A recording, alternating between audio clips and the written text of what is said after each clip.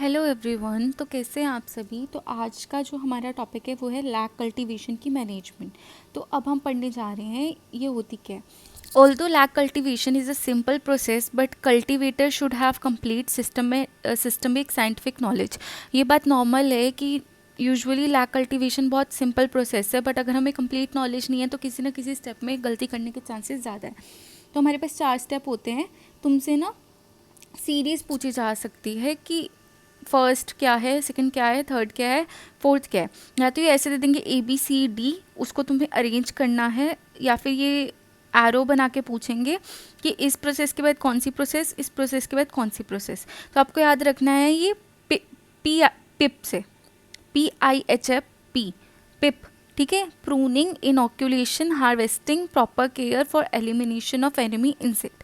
तो प्रूनिंग क्या होता है? प्रूनिंग जो है उसमें होता है जो एक्स्ट्रा लीव्स वगैरह होते हैं ना, उसको हम कट कर देते हैं। वीक और डिसीज ट्विग्स को कट कर देते हैं ताकि ओवर क्राउडिंग प्रिवेंट की जा सके और प्रॉपरली ट्विग जो है वो खुली डुली हो सके। इससे क्या होता है, host plant to throw out new succulent twig, जिससे न्यू सक्यूलेंट ट्विग आ सके और जो पुरानी ख़राब ट्विग्स हैं वो मर सके, जिससे एक प्रॉपर स्पेस क्रिएट हो सके। तो यूजुअली हम कौन सा पेड़ यूज़ करते हैं? The palas tree. ठीक है। The palas tree is mature and ready for production of lac at an age of 8 to 10 years. अब फॉलोइंग पॉइंट प्रूनिंग करते वक्त हमें ध्यान रखनी है कि एक्सेसिव प्रूनिंग भी मत कर दो कि जो गुड हेल्थ वाली हैं और ट्विग्स हैं वो भी ख़राब हो जाए और स्ट्रेंथ ट्री की वो भी डिक्रीज़ हो जाए। प्रॉपर कटिंग होनी चाहिए जिससे ट्री एक गुड शेप में रह सके, और ब्रांचेस जो 2 इंच डायमीटर से ज़्यादा हैं उनको कट नहीं करना चाहिए। ठीक है। मोस्ट सेटिस्फैक्ट्री रिजल्ट क्या होता है? 1 से 2 इंच इन डायमीटर वाली ब्रांचेस को कट किया जा सके। डेड और डिसीज ब्रांचेस को रिमूव कर देना चाहिए। और प्रूनिंग का टाइम क्या होता है? जनवरी, फरवरी या अप्रैल में। फिर हम इनोक्यूलेट करते हैं, जैसे हम दही जमाते हैं तो उसमें इनोक्यूलेशन करते वक्त हम थोड़ा सा खट्टा लगाते हैं ना, तो इसी तरीके से अब हमें कुछ इनोक्यूलेट करना पड़ेगा। तो propagation of lac insect means the process of spreading of lac insect on the same और डिफरेंट होस्ट प्लांट। अब वहाँ पे हम लैक इंसेक्ट को इंट्रोड्यूस करेंगे और उनको डिवाइड करवाएंगे।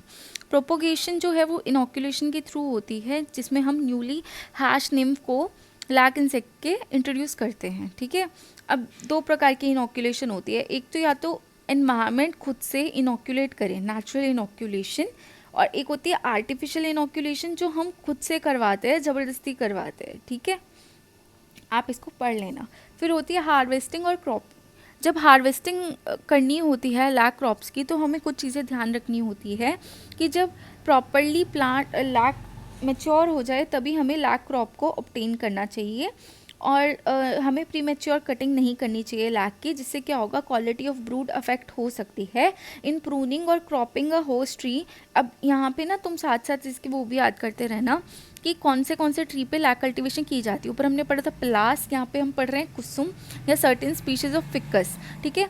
General health of tree maintain होनी चाहिए, all dead and disease branches को कट कर देना चाहिए। फिर है, अब हम मैनेजमेंट कैसे करेंगे? Lac crop under field condition is monitored regularly.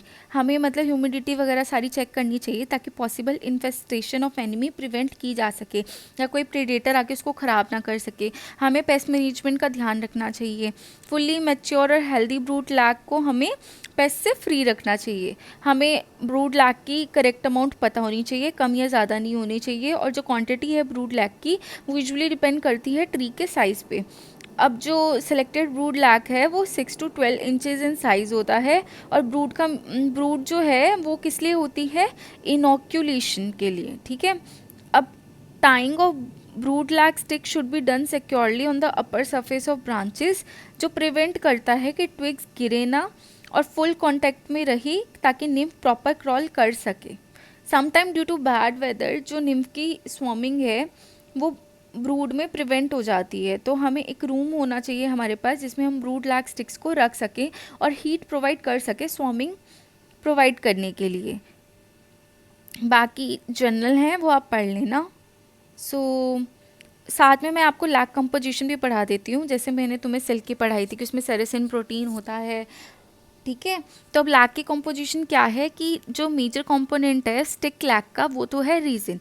इसमें 70 से 80% टोटल कंपोजिशन रीजिन की होती है। रीजिन क्या होता है, एक पॉलीएस्टर कॉम्प्लेक्स होता है जिसमें straight chain hydroxy fatty acid होता है 14 से 18 कार्बन का। रीजिन को हम सॉफ्ट और हार्ड कंपोनेंट से एक्सट्रैक्ट कर सकते हैं।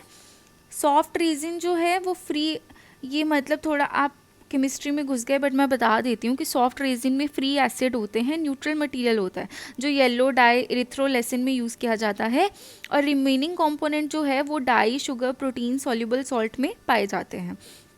अब wax, red dye, crude lac और सीड लैक कुछ सब्सटेंसेस हैं। वैक्स जो है वो बाय प्रोडक्ट है डी वैक्स शेलैक का, कमर्शियली जिसको बोलते हैं हम शेलैक वैक्स। ठीक है। रेड डाई क्या होता है, लकाइक एसिड, ये भी मतलब लैसीफेरा लाका से मतलब हमने निकाली है तो हमें लकाइक एसिड बोलेंगे इसको। ठीक है। फिर जो क्रूड लैक है वो भी हम लैक कल्टीवेशन से ले सकते हैं, और सीड लैक भी। अब लैक इंसेक्ट के यूज़ क्या है, वो लैक डाई प्रोड्यूस करते हैं जिससे purple, red, brown, orange colour obtain होता है लैक इंसेक्ट से। फिर हम वैक्स ऑब्टेन कर सकते हैं। अब शेल लैक इंपॉर्टेंट क्यों है, कॉमर्शियल लैक और प्योरेस्ट फॉर्म ऑफ लैक को हम क्या बोलते हैं, शेल लैक। ये नेचुरल है, नॉन टॉक्सिक है, हार्ड है, टफ है, अमॉर्फस है, ब्रिटल है मतलब टूट जाता है तोड़ने पे, और शेल लैक जो है वो एक रीजन है containing small amount of wax and substance responsible for pleasant odour. ये वाटर में इंसॉल्यूबल होता है, ग्लिसरॉल में भी, हाइड्रोकार्बन सॉल्वेंट में भी, एस्टर में भी, पर ये अल्कोहल और ऑर्गेनिक एसिड में इजीली डिसॉल्व हो जाता है। अब हम लैक को कहाँ यूज़ करते हैं, lac is used as filling material in the ornament by jewellers and goldsmith. फिर ये एडिबल प्रोडक्ट्स में यूज़ होता है जैसे फ्रूट कोटिंग, सिट्रस फ्रूट, और glazing agents for sweet, marzipan, chocolate. ये टॉयज़ के प्रिपरेशन में यूज़ किया जाता है। ये mascara, nail polish, additive, conditioning, shampoo में यूज़ होता है। मेडिसिनल टैबलेट्स का कोट करता है। अब देखो ये जो है ना, it is used as coating for medicinal tablet. ये इस बार का CSI या नेट में उन्होंने यूनिट 12 से एक मैचिंग टाइप क्वेश्चन दिया था जिसमें एक ऑप्शन था शेलैक, और वहाँ उन्होंने ग्लेजिंग टैबलेट वाला ऑप्शन ही दे रखा था जिससे वो मैच हो रहा था। मैं वो क्वेश्चन डाल दूंगी। It is use in manufacturing of photographic material, lithographic ink और stiffening felt and hat material. So that's all for today. अब जो छोटी मोटी चीज़ें इसके बारे में रह गई हैं वो मैं तुम्हें कल पढ़ा दूंगी, एंड कल ये टॉपिक वाइंड हो जाएगा। Hope you like this video, please like, share, subscribe.